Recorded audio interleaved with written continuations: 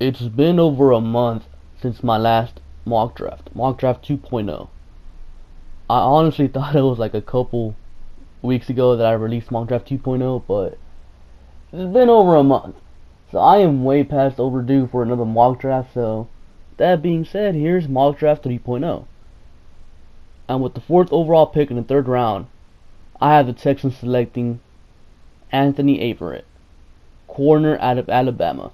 At 6 feet tall, 185 pounds, Averett is a good size for a corner. I mean, these days, corners are 6 feet tall and above. Back then, it was like 5'10", 5'11". So, he's a modern size corner, I guess you could say.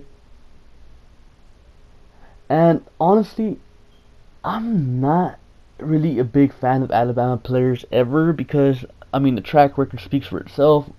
Most of the time, Alabama players are busts, with the exception of a few players like Landon Collins or Mark Ingram from New Orleans. But for the most part, Alabama players get overhyped because they play for Alabama and they end up being busts. Now, Averett, I feel like he's an exception to that. Because when you watch the guy play, he plays some really damn good man coverage. I mean, he's just stuck to the receiver like glue, and he plays it so well. He has really good route recognition that sometimes he even ends up running the route for the receiver before the receiver even runs it. And he's also pretty damn good in zone coverage, and he's a decent run defender. He's an overall good corner. Now, why did he fall to the top of the 3rd round? Well, he doesn't get interceptions. He'll probably end up getting you 2 or 3 a year, but he's not going to get you like 6, 7, or 8 a year. But he is a shutdown corner, or he could be a shutdown corner in the NFL. He'll probably end up starting as a number 2 corner at first, and eventually in a year or two down the line end up being your number 1 corner. And even if you're comfortable with Treston Decoud, Kevin Johnson, Aaron Colvin, Jonathan Joseph as your corners, you still have to start thinking about life after Jonathan Joseph. So even if Averett doesn't start year 1, he can take over as that starting corner when Jonathan Joseph leaves. And with the 16th pick in the 3rd round, I have the Texans selecting Alex Kappa, offensive tackle out of Humboldt State. Now, there's a guy I think I've picked him. I know I picked him in my first mock draft. I'm pretty sure I picked him in my second one as well. Now, this is a guy I just like. The Texans are in huge need of an offensive tackle.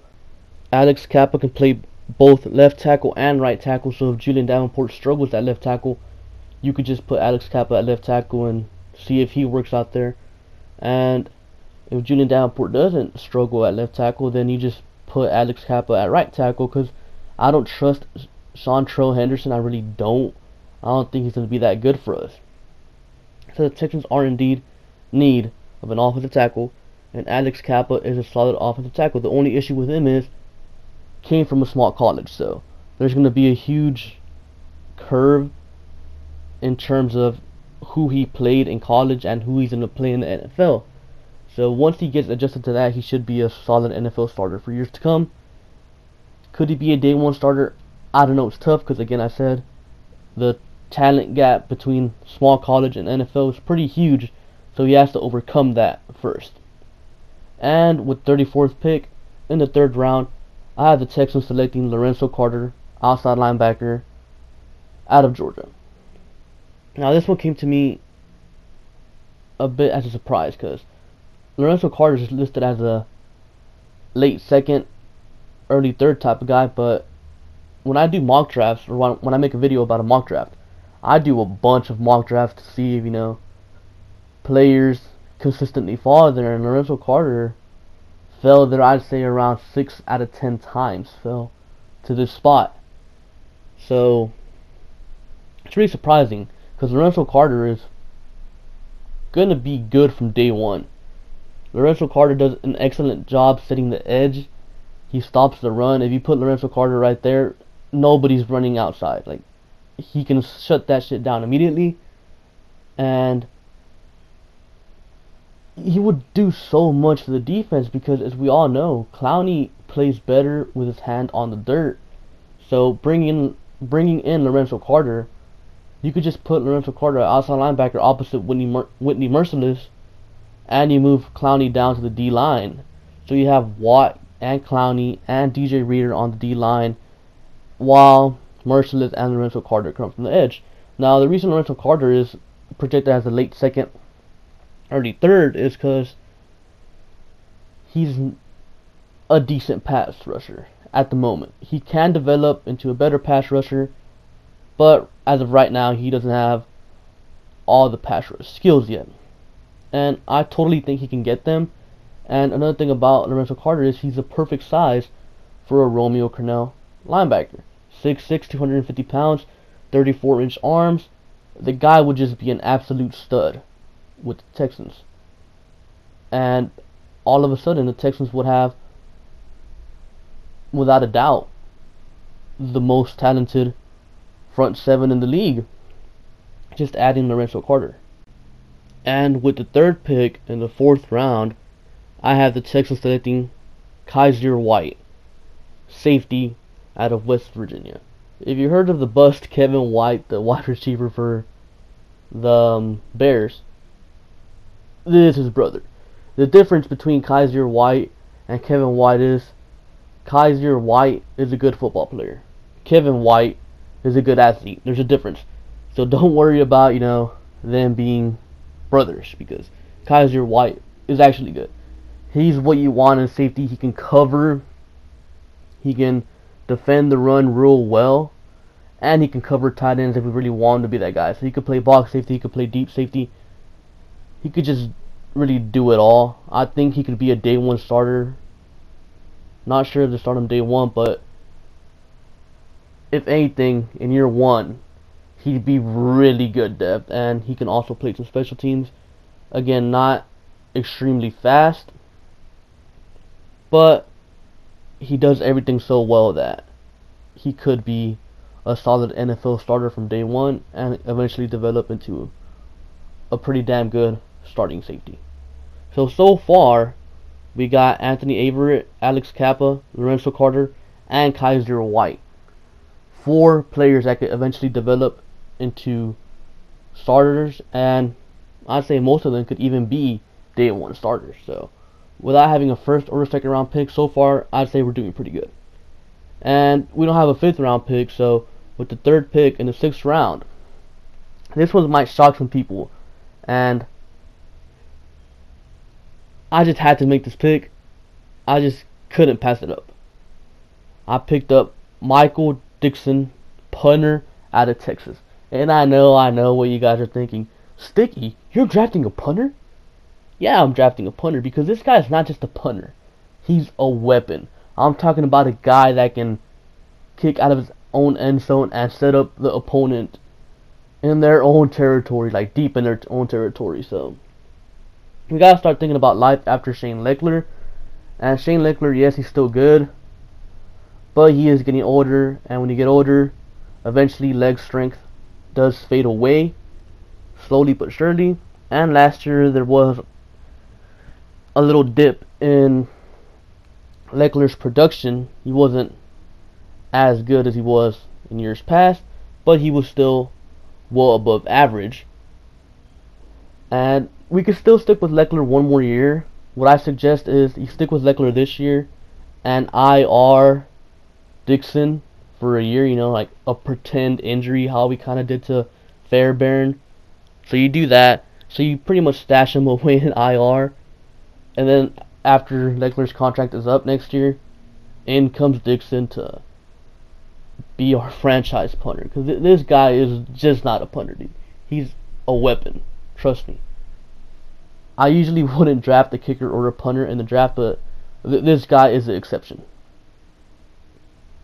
And with the 37th pick in the 6th round, I have the Texans selecting Tony Adams, offensive guard out of NC State. Now, I know the Texans did quite a lot to address the guard spot. They got Zach Fulton, they got Senio Clemente, but I do think they will part ways with Jeff Adams, so we need quality depth. Now, Tony Adams, he's 6'2", so he's not your ideal size, but he's good. Literally, the only reason he fell this far is because he's 6'2". But the guy is good. I don't care how tall you are. If you're good, you're good. And Tony Adams is good. If Clemente ends up not being good, or if for whatever reason Zach Fulton ends up not being good, or if for whatever reason Nick Martin gets hurt and then Zach Fulton has to play center, then Adams can easily be there at a guard spot, and he'd be pretty damn good. Really good. I mean, the guy's NFL comparison is Josh Sitton, so that should say it all. And with the 40th pick of the 6th round, I had the Texans selecting KK Couting, wide receiver out of Texas Tech. Again, I feel like the Texans need some depth at the wide receiver spot. Couty can easily add that. He can play in the slot. He can play outside, be that speedster that Will Fuller is. So if Fuller gets hurt, he could come in and fill that void that we currently lack on the team if Will Fuller were to get hurt. And he can return kicks and punts. So we could get a return specialist / a quality depth guy here in the 6th round. And with the last pick, 7th round, 4th overall, I have the Texans selecting Javon Roland-Jones, outside linebacker out of Arkansas State. Again, an completely undersized guy. This guy's probably never going to be a starter in his life because of his size. He can't really run defend that well. But the reason I brought him in is because he's a really good pass rusher. Really good pass rusher. He's not going to start probably ever in his career, but I'll tell you what he will be. He'll be a really good situational pass rusher. So now, our edge rusher depth is looking like this: Clowney, Merciless, Lorenzo Carter, and Javon Roland-Jones. 4 capable pass rushers from the edge rushers. So, I mean, I've said in the past, the Texans need more edge rush help. They need situational pass rushers, and Javon Roland-Jones is that. Not an ideal size, but on 3rd and 17, 3rd and long situations, you could throw him in there and he could get the job done. On, 4th quarter, when we're blowing out the Titans by 40 points, you could throw him in there and he'll sack Mariota a couple times. If, Clowney's tired in the 4th quarter, you could throw him in there and he'll do good. So, I think he'd be a good pickup. Wouldn't be a starter because he is small, but he'll be an excellent situational pass rusher, and that's something we currently lack. And with that being said, that's pretty much my mock draft 3.0. I'll probably be back with another one in a couple of weeks, but right before the draft. That'll probably end up being my last mock draft. So anyways, with that being said, comment down below what you guys think of this mock draft, and comment what you think of the selections I made. And if you want, even comment down below your own mock draft. And yeah, thank you guys for watching. Make sure to like and subscribe, and I'll catch you guys later. Peace.